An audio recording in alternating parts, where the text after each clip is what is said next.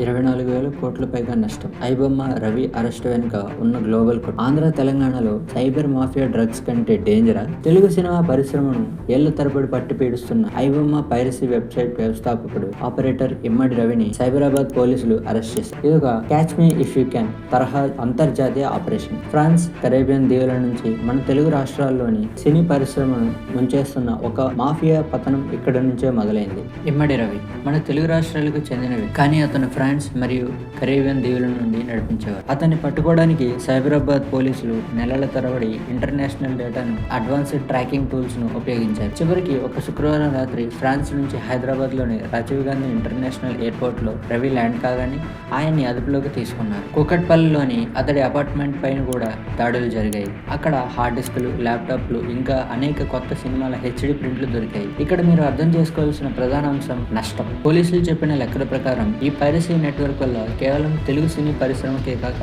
దక్షిణ భారతీయ మరియు బాలీవుడ్ చిత్ర పరిశ్రమలకు కలిగిన నష్టం అక్షరాల 24,000 కోట్లకు పైగానే ఉంటుంది. ఇది మన సినీ పరిశ్రమ వెన్నెముకను విరిచేసేంత పెద్ద దెబ్బ. ఐబొమ్మ వెబ్సైట్ కొత్త సినిమాలు థియేటర్లకు వచ్చిన వెంటనే లేదా ఓటీటీలో రిలీజ్ అయిన కొద్ది గంటల్లోనే వాటిని అప్లోడ్ చేసి సినిమా నిర్మాతలను, పంపిణీదారులను తీవ్రంగా నష్టపరిచేది. రవి యొక్క అంతర్జాతీయ బ్యాంకు ఖాతాలో ఉన్న దాదాపు 3 కోట్లను అధికారులు సీజ్ చేశారు. డిజిటల్ యుగంలో ఒక వ్యక్తి అంతర్జాతీయంగా కూర్చొని వేల కోట్ల పరిశ్రమలను ఇంత సులభంగా నాశనం చేయడం అనేది సైబర్ లా అండ్ ఆర్డర్ విషయంలో ప్రభుత్వాలు ఎంత వెనుకబడి ఉన్నాయో చెబుతుంది. ఈ అరెస్ట్ సైబర్ క్రైమ్ ను ఒక ఆర్థిక ఉగ్రవాదంగా పరిగణించడానికి ఒక ప్రారంభం కావాలి. ఐబొమ్మ, బప్పం టీవీ వెబ్సైట్లను రవి యొక్క లాగిన్ వివరాలు ఉపయోగించి శాశ్వతంగా మూసివేశారు. దీంతో ఈ సమస్యకు ముగింపు పడినట్టేనా?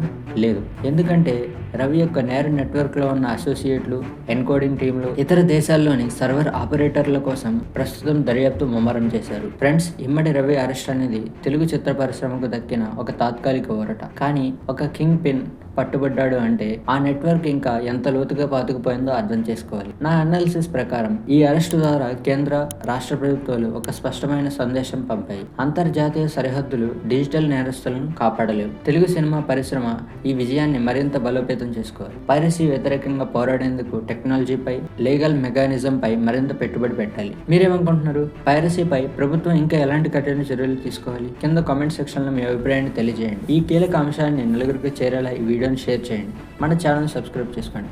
మరో సంచలనాత్మక వార్తతో మళ్ళీ మేము ముందుంటాను. జై హింద్.